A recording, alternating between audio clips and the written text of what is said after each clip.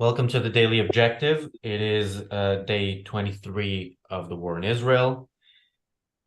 Uh, I'm joined by James Valliant to talk about a topic that we've talked about a few times, these past few weeks, and I'm guessing we'll talk about again. It's very important. I don't know what the exact percentage is, Daniel. I don't know if you know off the top of your head, but something like 99% of our regular audience, or more than that, is outside of Israel.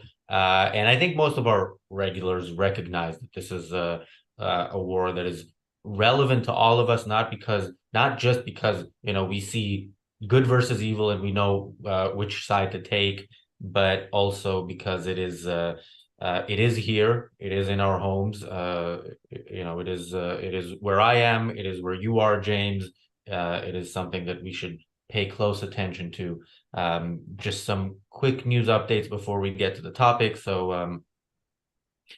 20 rockets were fired from Lebanon to Israel today. Israel is, of course, still responding to each incident as an isolated incident.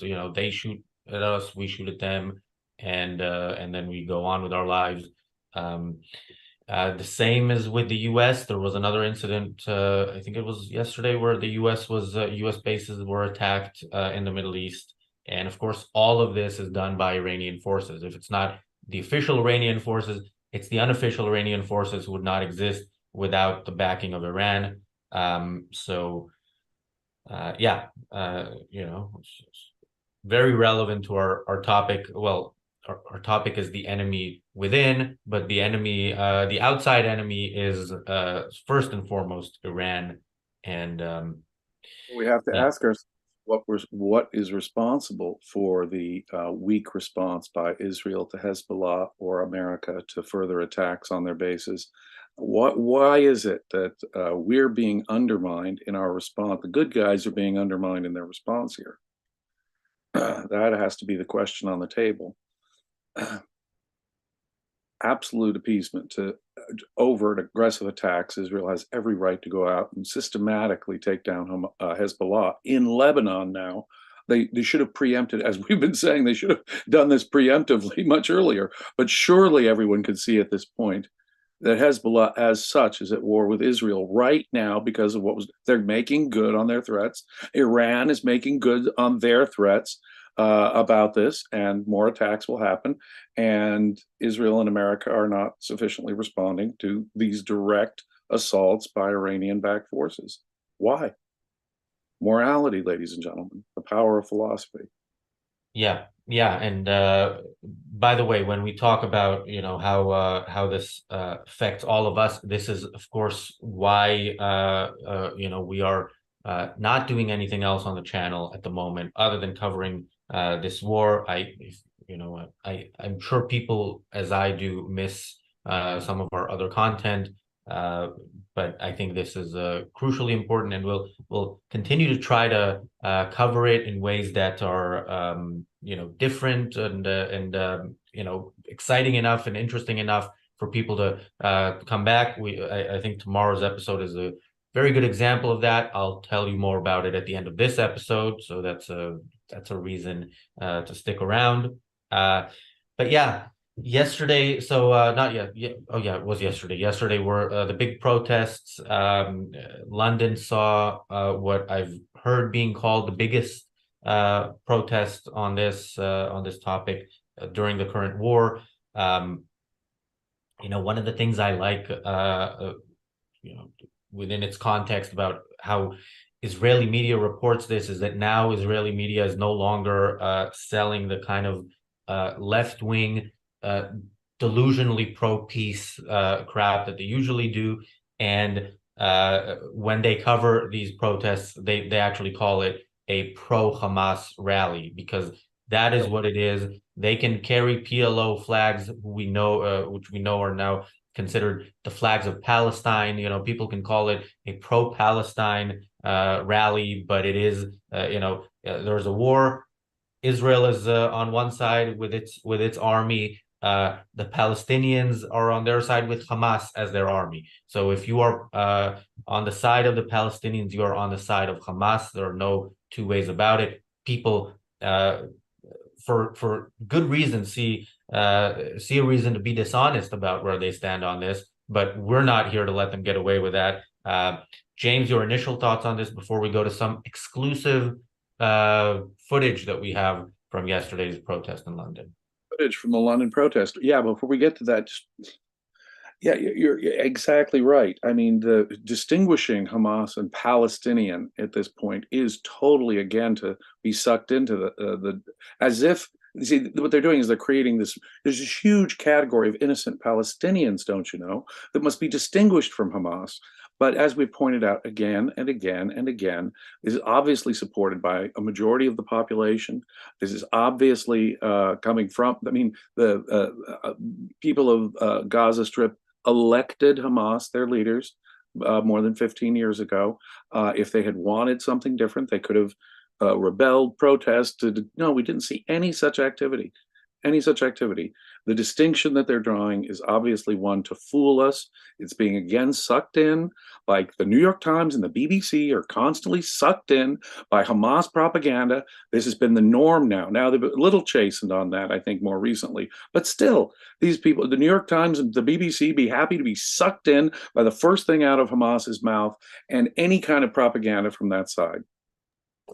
Yeah, Bonnie, thank you for the super chat. Bonnie says, I try hard never to say Palestine. Yeah, that's a good policy. Because when people say Palestine, when they talk about which side they're on, again, we know which side they're talking about, but it is a I don't know if it would be described as a package deal or not, but it's certainly not a valid term in the sense that it is it's being looked at as if there was some state, Israel took it over, Israel is occupying it. Of course, Israel is certainly not occupying Gaza because it left Gaza in 2005. So yeah, and by accepting Palestine as who the other side, other than Israel, in this war is, you are giving in to the propaganda that is orchestrated in order to make them look like the victims and not the aggressors here.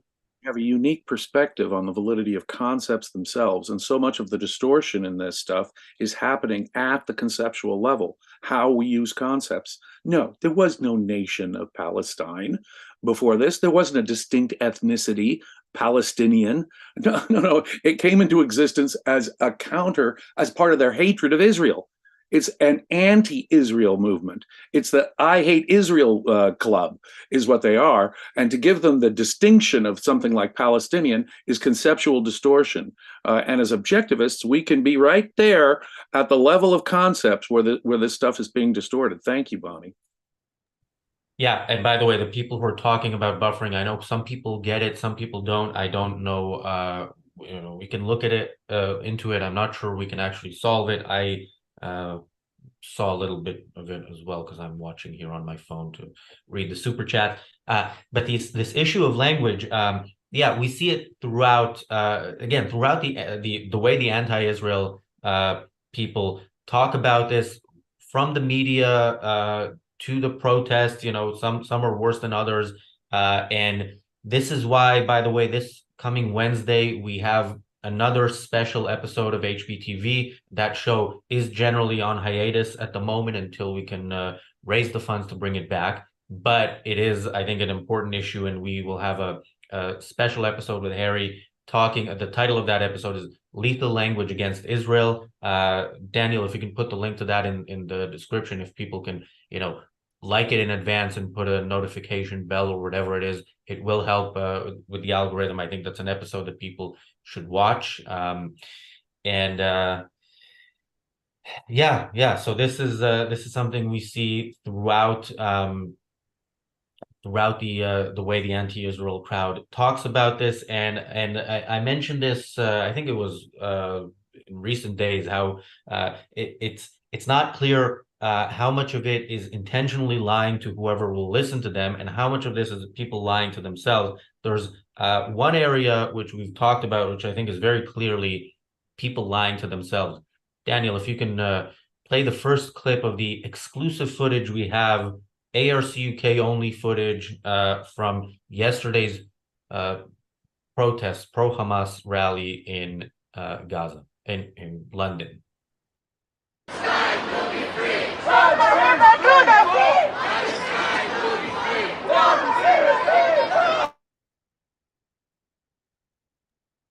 Yeah, I mean that chant from the river to the sea, Palestine will be free. We already know and we've discussed that is a call for the elimination of the state of Israel. I mean, from the river to the sea is where all of Israel is.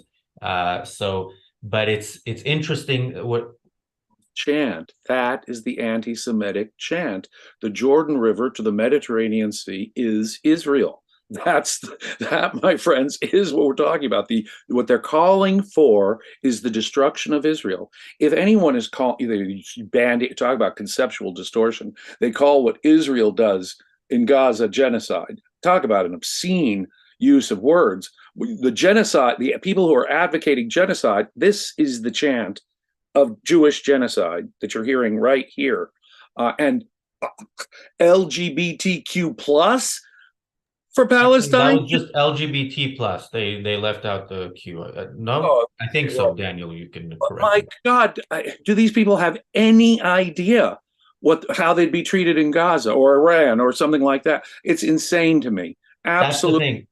I guarantee you they do. That's the thing. That is not there. There's an extent to which you can lie to yourself, and there's an extent beyond which you can lie to yourself by pretending that you don't know what's going on. Here, I think this is such a stretch. They have that nice slogan, "No pride in apartheid," because of course Israel is called by the anti-Israel crowd an apartheid state. But I guarantee you, there's no pride in the gay pride sense anywhere in any Hamas-controlled area, and of course in the the supposedly not terrorist side, which is the West Bank, which is controlled by Fatah, which of course is a terrorist organization as well. And yeah, they don't have pride parades during Pride Month in the West Bank either. You'd be taking your life in your hands if you came out and were proud about being gay in those areas. My God, the blindness. My God, the dishonesty. And I think this is it. It's not only look at all the invalid concepts that we're using here, that we've identified here just along the way, but talk about dishonesty, internal intellectual dishonesty that must exist in the minds of these people. This is not honest, not in any sense. I saw somebody on Twitter today say, yeah, we talk about LGBTQIA plus people being mistreated in Gaza, but it's not like everything is fine with the way the community is treated in the West. To which I replied a bit sarcastically, but yeah, that's this is something unfortunately I've seen not many. I think objectivists are pretty unanimous and on the right side of this issue, but I have seen some say things. Well, Israel isn't perfect. We've heard this about Ukraine as well. Yeah, that is not the point. That is not the point when qualitative difference for all the flaws in the West, for all the flaws in Israel, for all the flaws in the United Kingdom, for all the flaws in America. There is a qualitative difference between liberty and rights, having your individual rights respected in a civilized country, such as those that I've just mentioned there, and places where rights do not exist. Here, I really do appreciate some of the recent statements by Dr. Binswanger. He's added some great philosophical clarification on rights issues, governmental legitimacy, property rights, issues like that. We need a good philosopher's insight like that. And he's brought a great deal of clarity here. But just consider, ladies and gentlemen, it's obscene. I would normally, as a historian, say, look, it's important to use those three magic words compared to what. But here it's not even, there's a qualitative difference between how you're treated in Israel and how you're treated in the Gaza Strip, okay? That should be rather, it's not self-evident, no, strictly speaking in an epistemological sense, but it's, pretty low-level conceptual identification, folks. Yeah, and as people often give the example of, where would you rather live? Like if you had, if you could live pretty much anywhere in the world, there would be a few options you might consider in terms of countries. There are ones you would completely rule out. And the reason you'd rule out is their way of life. It is their culture. It is how the philosophy and the culture manifest themselves in politics. And yeah, you Correct. would not choose to live you would not choose to live in Gaza, not because it is under occupation and because of the blockade. You would not choose to live there because of whatever they can get away with when Israel isn't actually acting in its defense in any way. Absolutely correct. Depending on the job offer, I can imagine myself taking a job in the United Kingdom, Israel.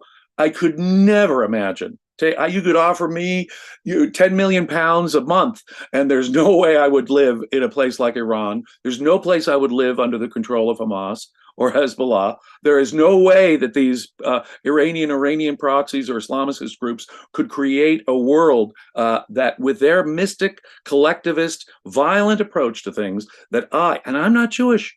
I don't come from a Jewish ethnic background, but you couldn't pay me enough money to live under those people. No, sir. And we've got all these protests that have been breaking out in the last 2 days in Europe. Here in Rome, in Lisbon, the biggest one in London, like you pointed out. In America, we've had them take for the last 48 hours, but they're more diffused, although there are thousands and thousands at each of them. They tend to be in big urban areas and all our universities. So they're a little more spread out, but they still have thousands of them. One of them, Tulane University in New Orleans, in Louisiana, in the United States, the heart of America, there was violence broke out on Thursday. These Palestinian, pro-Hamas celebrators are out there. Now, get this: Tulane University, private university, 44% of the student body is Jewish. 44% of the students at Tulane is Jewish. So these people came, as I understand it, from surrounding colleges and universities and came to the area of Tulane specifically to aggravate and intimidate the Jewish students at the most famous university in New Orleans, Tulane. And they did not get proper permission. They started burning an Israeli flag. They assaulted. There were at least 3 cases of physical violent assault by these pro-Hamas celebrators against people who were out there holding Israeli flags, for example. So now we have criminal cases of physical assault that came about as a result of this. And guess what, Razi? When they started, they were holding the sign that said, "From the river to the sea," and they were chanting, "From the river to the sea." So these hateful, anti-Semitic, pro-genocide, that's the pro-genocide stuff, ladies and gentlemen, like I say. So these pro-genocide slogans are being used as they're going intentionally to intimidate and aggravate the Jewish student body at Tulane University, here in the heart of my country. Disgusting. Yeah, and we sometimes in other contexts talk about how in some situations you might work with people who you disagree with on some things. You have a specific thing you're on board with them on, and that's where you cooperate. And I'm sure there are people in those protests who are nothing more than useful idiots. They're not fully on board with. They're not fully anti-Semitic and so on, but they know who they're siding with, who they're going along with, and yeah, the rise in anti-Semitic violence in the West. It's not a coincidence, of course. It's not a coincidence also in terms of how this is reported in the media. How we're looking at these mass rallies as if it's something that's okay, that's acceptable. And yeah, so when we talk about the enemy within, it is all of the above. It is not just the people protesting; it's the media, and America has a special enemy within, literally sitting in America, on the river, a different river in Manhattan, the United Nations. The United Nations is literally within, but it's dictators of the world unite in the United Nations. The vote, was it 13 or 14 countries voted against the resolution to demand an immediate ceasefire, which is, again, it's demand that the war ends after Hamas's goal has been achieved and Israel has not yet begun to act. So again, don't let people fool you into saying they just want an end to bloodshed. No, they want bloodshed on the side on which blood was shed on October 7th, and now blood is being shed on the side that did October 7th, and that is what they're against. That's exactly it. It's a wholly one-sided thing. The atrocities on the 7th of October can happen. And guess what? The rockets can never stop coming from Gaza to Israel, to residential areas of Israel. The rockets haven't stopped. Now, a lot of them get intercepted, but the rockets haven't stopped. It's been a continuous assault on Israel since the 7th of October. And so once Israel is starting to get a serious reaction to it, we need a ceasefire. Or no, even before that, we were told we have to have a ceasefire. Oh, starting at day one, we were told that Israel has to respect. Wait a minute here. So before there's any defense, so what you're saying is Israel has to die. Die, Israel. That's what they're saying, point blank. We are in favor of the death of Israel. That's what the United Nations General Assembly voted on. And as you point out, only a handful of it. It's not so much the Malaysias, which you expect to be on the side of pure evil. It's New Zealand. New Zealand couldn't vote in favor of Israel. I am my friend from New Zealand informed me of that this morning. I was utterly disgusted. And that, frankly, is far, far more disturbing. You expect these Islamicist savages to vote one way. But what the hell are we doing in the United Nations? And what the hell is America doing, funding and hosting the United Nations on the East River in New York City? I don't get it.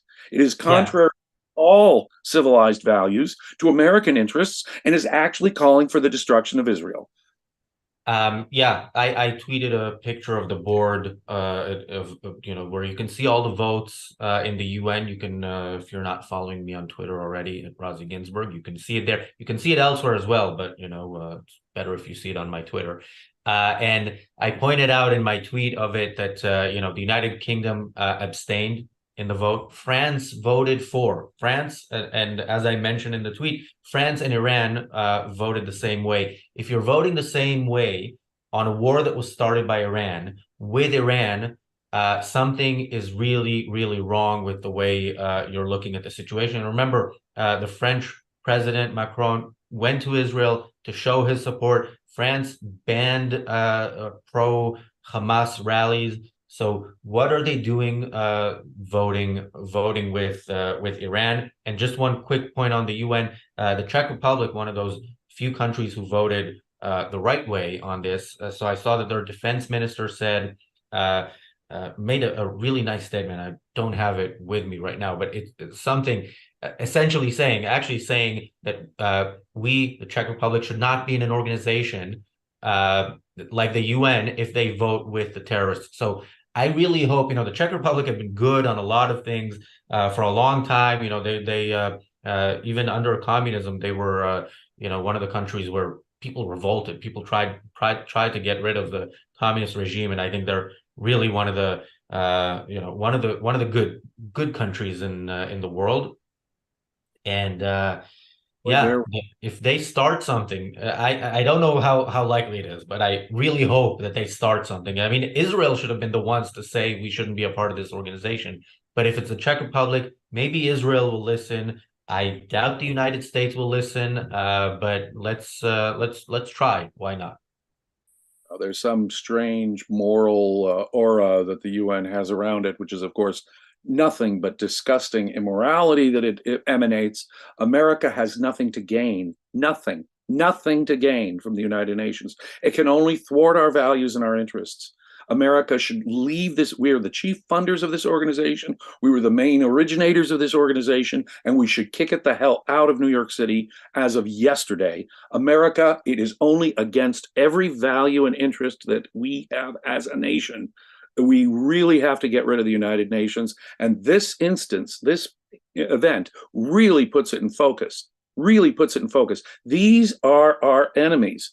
These are our enemies. And it is entirely effectiveless anyway when you've got Russia and China with vetoes on any action that the UN can actually do.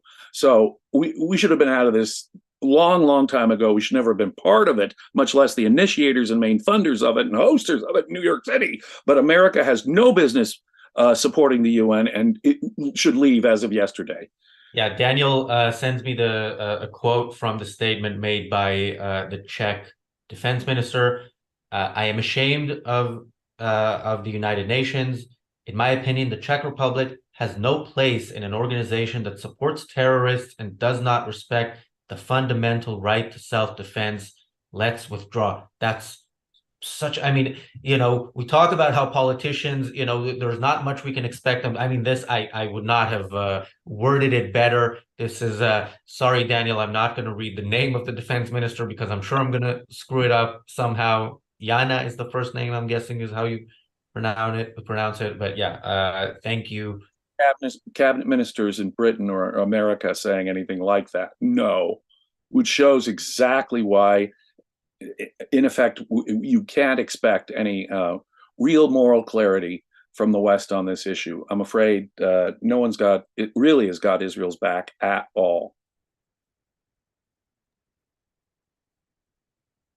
Yeah. Well, we will keep on being the voice of reason on this. James, do you have any final thoughts before I tell people what is happening tomorrow? Oh, I don't even know what's happening tomorrow, so I'm dying to you go get right to it, Razi. So yeah, a few things. By the way, for actually our US audience who's watching live will have noticed this, but we are Britain has gone to daylight savings time. So all our shows for the US audience will be an hour later. But the daily objective tomorrow will start 30 minutes earlier, so 30 minutes later than usual, 5 p.m. UK time, 1 p.m. Eastern, noon Central. That's 10 a.m. your time, James, on the West Coast. Yeah, I've been on it's day 23 of.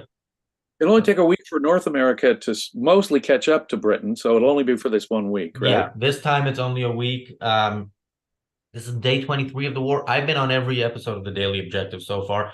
Tomorrow is going to be the first one where I'm not. The episode is titled Am I a Zionist? It is going to be a solo, one-time only return of Raqqa. That is tomorrow's show. So I hope you all tune in, share it in advance. There's a link already in the live chat. There's a link you can find it on our YouTube channel. We'll post it on our social media. Yeah, we have Raqqa back for a one-time only, 1 hour long episode of the Daily Objective, and then we have an hour-long episode of the reality show, and we have what Raqqa would say about this. So we have the return of Raqqa, ladies and gentlemen. You guys can't. Yeah, it's one-time only return of Raqqa, so he's not.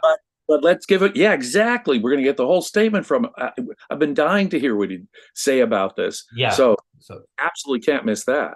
Yeah. So tune in tomorrow for the Daily Objective, 5 p.m. UK time. The reality show an hour later.